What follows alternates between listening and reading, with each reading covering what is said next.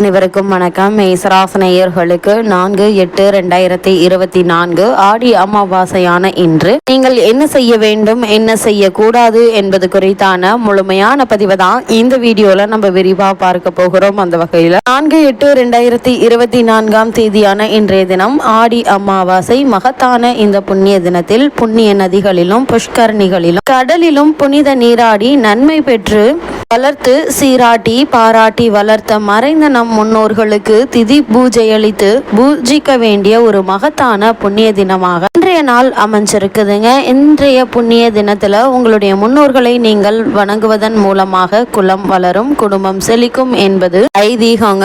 ஒவ்வொரு திதிக்கும் ஒவ்வொரு சிறப்பு உண்டு. அதிலும் சூரியனும் சந்திரனும் ஒன்று சேரக்கூடிய இந்த அமாவாசை திதி மிக முக்கியமானது. சூரிய பகவான் பித்ருக்காரகன் என்றும் சந்திர பகவான் மாத்திரக்காரகன் என்றும் போற்றப்படுகின்றனர். இவர்கள் இருவரும் சேர்ந்து இருக்கக்கூடிய இந்த அமாவாசை நாளில் மரணம் அடைந்த பெற்றோர்களுக்கு தர்ப்பணம் செய்வது மிக விசேஷமானதாக கருதப்படுதுங்க. அதிலும் இந்த ஆடி அமாவாசை, மகாலய அமாவாசை, தை அமாவாசை போன்ற கூடுதல் சிறப்புக்குரிய இன்றைய தினத்தில் மனிதராக பிறந்த ஒவ்வொருவருமே தேவக்கடன், பித்ருக்கடன் ஆகியவற்றை தவறாது கடைபிடிக்க வேண்டுங்க. இப்படி நாம் செய்வதன் மூலமாக வீட்டில் ஏற்பட்டு கொண்டிருக்கும் இன்னல்கள் அனைத்துமே நீங்கி நல்ல ஒரு முன்னேற்றம் குடும்ப சூழ்நிலை ரீதியாக ஏற்படும் என்பதை இன்றைய நாள் தெரியப்படுத்துதுங்க. அது மட்டும் இல்லாம இந்த அமாவாசை அன்று தர்ப்பணம் கொடுப்பவர்கள் அனைவருமே அன்றைய தினம் மட்டுமாவது நிச்சயம் சிராத்தம் என்ற பெயர் தந்தை இல்லாதவர்கள் மட்டுமே தில தர்ப்பணம் செய்ய வேண்டுங்க. தலைமுறையில் யாராவது உயிருடன் இருந்தால் தாத்தா அவர்களை விட்டுவிட்டு மன்ற 3 தலைமுறைகளுக்கு இந்த தில தர்ப்பணம் செய்ய வேண்டும். தர்ப்பணம் செய்யும் நாளில் தர்ப்பணம் செய்பவர்கள் கட்டாயம் நீராட வேண்டுங்க. பின்னர் ஏற்கனவே